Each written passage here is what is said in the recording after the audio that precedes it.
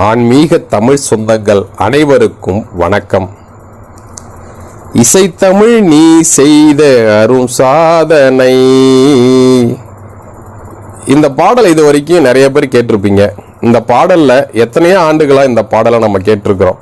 இது திருவிளையாடல் படத்தோட பாடல் தான். ஆனால் இன்று ஏனோ இந்த பாடலின் ஒரு சில வரிகள் என்னை அறியாமலேயே மீண்டும் மீண்டும் உள்ளத்தில் உள்ளே ஓடி வந்து உட்கார்ந்து கொண்டு அர்த்தம் தெரிந்து கொள்ள அழைத்தது.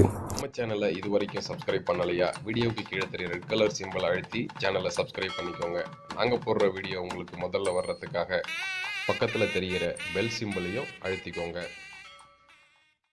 சிவலிங்கம் சாட்சி சொன்ன கதையும் பொய்யோ, மாமன் திருச்சபை வழக்குரைத்த முறையும் பொய்யோ. பாடலின் இடையே வரும் வரிகள் தான் இவை.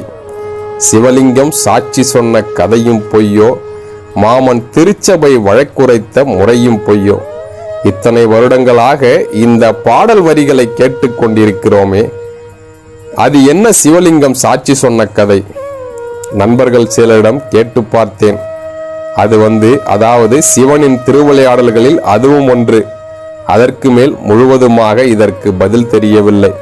சரி, இந்த பாடலை எழுதியவர் யார் என்று பார்த்தால் கண்ணதாசன்.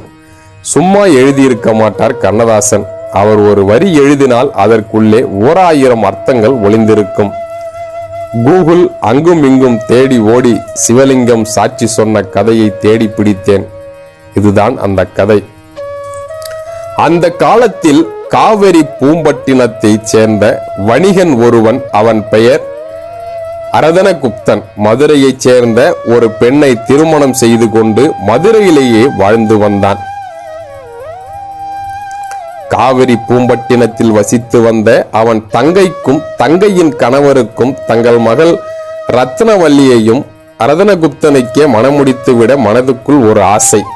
எதிர்பாராமல் ஒரு நாள் அரதனகுப்தன் தங்கையையும் அவள் கணவரும் இறந்து விட்டதாக காவிரி பூம்பட்டினத்திலிருந்து தகவல் வர உடனே புறப்பட்ட அரதனகுப்தன் காவிரி பூம்பட்டினம் சென்று தங்கையின் இறுதிச் சடங்கில் கலந்து கொண்டு விட்டு திரும்பும் பொழுது தாய் தகப்பனை இழந்து நின்ற ரத்னாவல்லியையும் அழைத்து கொண்டு மதுரைக்கு புறப்பட்டான். வரும் வழியில் திருப்புறம்பயம் என்ற இடத்தில் ஒரு புன்னைவனம், அதில் ஒரு வன்னி மரம், அருகில் ஒரு சிவலிங்கம், சற்று தள்ளி ஒரு கிணறு. கட்டு சோறை பிரித்து சாப்பிட்டு விட்டு அங்கேயே தங்கிவிட்டார்கள் இருவரும். காலையில் கண் விழித்த ரத்னாவல்லி பதறிப்போனாள். கதறியும் அழுதாள். காரணம், அசைவற்று கிடந்தான் அரதனகுப்தன். நள்ளிரவில் நல்ல பாம்பு வந்து கடித்திருக்கிறது. தற்செயலாக அந்த வழியாக வருகிறார் திருஞான சம்பந்தர். நடந்ததை அறிந்து அவர் ஈசனிடம் முறையிட உயிரோடு எழுந்தான் அரதனகுப்தன். சம்பந்தப்பட்ட விஷயங்கள் எல்லாவற்றையும் ரத்னவல்லியிடம் கேட்டு புரிந்து கொண்டாராம் சம்பந்தர். அப்புறம் சொன்னாராம், ஈசனுக்கு முன்பாகவே இந்த பெண்ணுக்கு ஒரு தாலியை கட்டி இவளை உன் மனைவியாகவே ஊருக்குள் அழைத்து கொண்டு போ. மறுபேச்சு பேசாமல் மனம் செய்து கொண்டான் அரதனகுப்தன். இந்த கல்யாணத்திற்கு சாட்சிகள் இங்கே இருந்த ஒரு வன்னி மரமும் கிணறும் சிவலிங்கமும் தான். இருவரும் மதுரை வந்து சேர்ந்தார்கள். கணவனோடு இன்னொரு பெண்ணை கண்டு கோபம் கொண்ட முதல் மனைவி கொதித்து போனாலாம். ரத்னாவல்லி நடந்த விஷயங்களை உள்ளது உள்ளபடியே சொல்ல அதை கொஞ்சமும் நம்பவில்லையாம் முதல் மனைவி. வழக்கு சபைக்கு வந்தது. திருமணம் நடந்ததற்கு சாட்சி என்ன என்று எல்லோரும் கேட்டார்கள். மனிதர்கள் யாரும் இல்லை, சிவலிங்கமும் வன்னி மரமும் கிணறும் தான் சாட்சி என்று கூறினாள் ரத்னாவல்லி. முதல் மனைவி கேலியாக கேட்டாலாம், இப்படி ஒரு கேள்வி? ஓஹோ, இந்த சிவலிங்கமும் இங்கே வந்து சாட்சி சொல்லுமோ? கூடியிருந்தவர்கள் விழுந்து விழுந்து சிரித்தார்களாம். கூனி குறுகி போன ரத்னாவல்லி கை கூப்பி அழுது தொழுதாள்.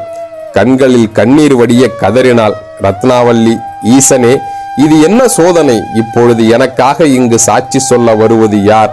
சொல் இறைவா, சொல். ரத்னாவல்லி பெரும் குரல் கொடுத்து கதறி எழ அந்த அழுகையை நிறுத்தியது அங்கே கேட்ட ஒரு குரல்.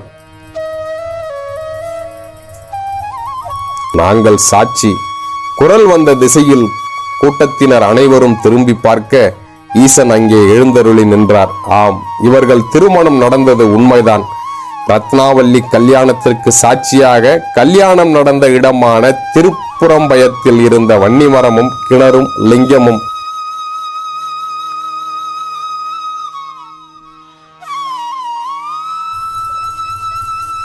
இன்று முதல் இந்த மதுரை கோவிலில் என் சன்னதிக்கு ஈசான்ய மூலையில் சாட்சியாக இருக்கும் என்று சொல்லி மறைந்தாராம் ஈஸ்வரன். பார்த்தவர் அனைவரும் பரவசப்பட்டு போனார்களாம். இப்பொழுது மதுரையில் சுவாமி சன்னதிக்கு வெளிப்பிரகாரத்தில் சிவன் சன்னதி மூலையில் வன்னிமரம், கிணறு, சிவலிங்கம் ஆகியவை இருக்கின்றதாம். நீங்கள் பார்த்திருக்கிறீர்களா? ஏற்கனவே மதுரை கோவிலுக்கு அடிக்கடி போயிருக்கிறேன். ஆனால் இப்பொழுது இந்த கதை தெரியாததால் நான் கவனிக்கவில்லை. இனி போகும்பொழுது தேடி போய் பார்க்க வேண்டும். கும்பகோணத்திலிருந்து சாட்சி சொல்ல மதுரை சென்றதால் சாட்சிநாதர் என்றும் ஸ்ரீ சாட்சிநாத சுவாமி என்ற பெயர் கிடைத்ததாம். திருப்புறம்பயம் கோவில் சிவனுக்கு கும்பகோணத்திலிருந்து 9 கிலோமீட்டர் தூரத்தில் இருந்த திருப்புறம்பயம் ஸ்ரீ சாட்சிநாத சுவாமி கோவில் இருக்கின்றது.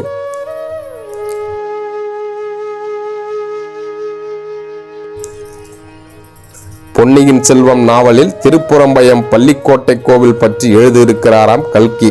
கதையை படித்து முடித்த நான் கண்ணதாசனை எண்ணி வியந்து போனேன். சிவலிங்கம் சாட்சி சொன்ன கதையும் பொய்யோ? கண்ணதாசன் எழுதிய இந்த ஒரு வரிக்கு பின்னால் எவ்வளவு பெரிய கதை இருக்கிறது. இந்த கதை முழுவதும் படிக்காமல் கண்டிப்பாக கண்ணதாசனால் இந்த ஒரு வரியை எழுதியிருக்க முடியாது. சரி, ஒரு பாடலுக்கே இப்படி என்றால் அவர் எழுதிய ஆயிரக்கணக்கான பாடல்களில் எத்தனை அர்த்தங்கள் இருந்திருக்கும். அவற்றை தெரிந்து கொள்ள எத்தனை ஆயிரக்கணக்கான கதை நூல்களை, புராணங்களை, இதிகாசங்களை அவர் படித்திருக்க வேண்டும். அத்தனையும் இந்த ஒரு ஜென்மத்தில் எப்படி அந்த காவியத்தாயின் இளைய மகன் கண்ணதாசனுக்கு சாத்தியமாயிற்று? ஆம், அவன் நிரந்தரமானவன், அழிவதில்லை. எந்த நிலையிலும் அவனுக்கு மரணமில்லை. கண்ணதாசனை வாசிக்க வேண்டிய கவிஞன் மட்டுமல்ல, பூஜிக்க வேண்டிய கவிஞனும் கூட.